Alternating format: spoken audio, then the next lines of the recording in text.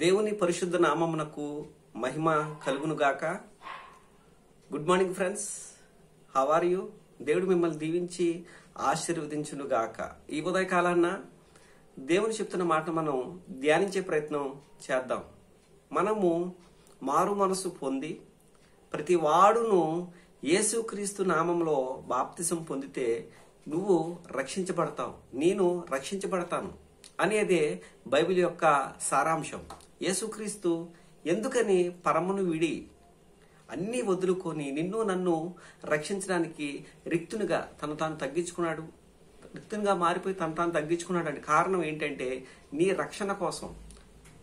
నువ్వు నరకానికి వెళ్ళకూడదనేది ఆయన యొక్క ఆశ. అలా నువ్వు మారు మనసు పొందాలి అంటే నువ్వు ఏం వినాలి అంటే వాక్యాన్ని వినాలి. ఎప్పుడైతే నువ్వు వాక్యాన్ని విన్నావో వాక్యానుసారంగా నువ్వేం చేస్తావంటే బాప్తిసం తీసుకుంటావు. ఆ తర్వాత నువ్వు మారిన మార్పుకు నువ్వు మారేవనే నిదర్శనం ఏంటి అంటే నువ్వు ఫలాలు ఫలించాలి.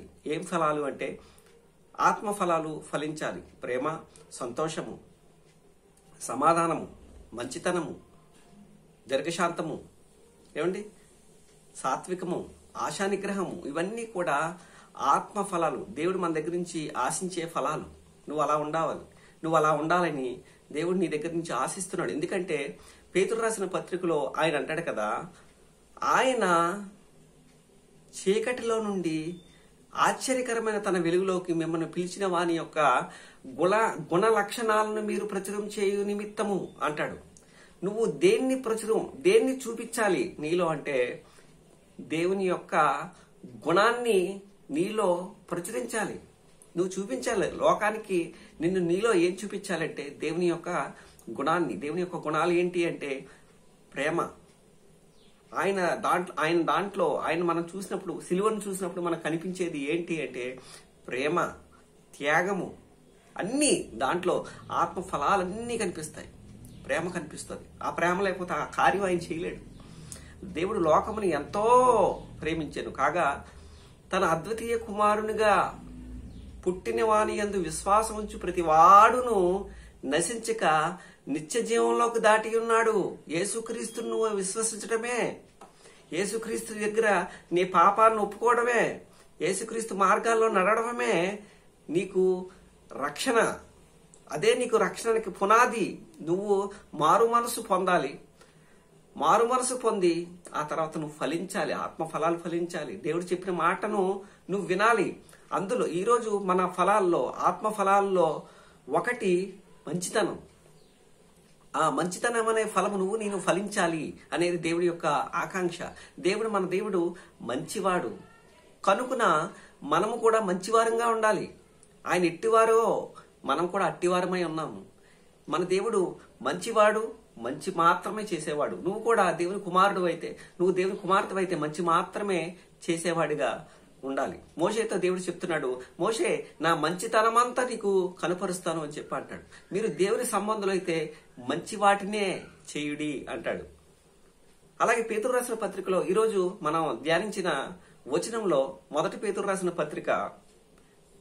రాసిన మొదటి పత్రికలో 2వ అధ్యాయంలో 13వ వచనం అలాగే 9వ వచనం మనం చూసినట్లయితే ఆ మాట చాలా అద్భుతంగా ఉంటుంది. మంచితనాన్ని గురించి ఏం చెప్తున్నాడో, ఒకప్పుడు ప్రియులారా మీరు పరదేశికులను యాత్రికులనై ఉన్నారు గనక ఆత్మకు విరోధముగా పోరాడు శరీర ఆశలను విసర్జించి అనిజనులు మిమ్మల్ని ఏ విషయములో దుర్మార్గులని దూషింతురో ఆ విషయములలో వారు మీ సత్క్రియలను అంటే మంచి క్రియలను చూచి వాటిని బట్టి దర్శన దినమున, అనగా యేసుక్రీస్తు ప్రత్యక్షమవుతాడు చూసారా, దర్శన దినమున దేవుణ్ణి మహిమపరిచినట్లు వారి మధ్యను మంచి ప్రవక్తన గలవారై ఉండవలనని మిమ్మును బ్రతిమాలుకొనుచున్నాను. నేను ఎలా ఉండాలి?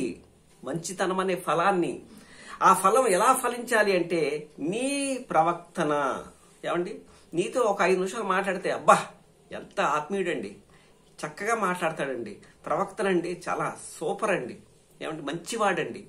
నువ్వు అప్పుడు దేవుని చేత మనుషుల చేత మంచివాడని ఎప్పుడు అనిపించుకుంటే దయను సత్యమును ఎప్పుడు నువ్వు విడిచిపెట్టకూడదు. దయను సత్యమును నీ కన్నుల ఎదుటి నుంచి నువ్వు ఎప్పుడు తొలగించుకోకూడదు. ఈ రోజు చెప్తున్న పేతురు గారు చెప్తున్న మాట అంటే సత్క్రియలు చేయాలి.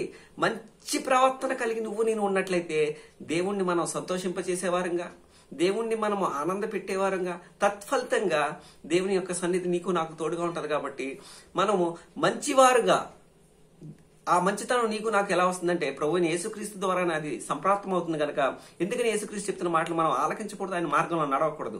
ఈ ఉదయకాలన్నా ఆయన పరిచర్యలో ఆయన కుమారునిగా, ఆయన పనివాడిగా చెప్తున్న మాట, ఆయన ఎందుకు విశ్వాసం ఉంచండి, ఆయన్ని మిమ్మల్ని రక్షించి కాపాడి సకల ఆశీర్వాదాల కారకులుగా మిమ్మల్ని చేస్తారు కనుక ఈ ఉదయకాలన్నా దేవుని మాటలు వింటున్నాను. నువ్వు మంచితనం అనే ఫలాన్ని ఫలించమని ప్రభువుని యేసుక్రీస్తు నామములో వేడుకుంటూ మీ Anand Kumar. God bless you each and everyone. Thank you.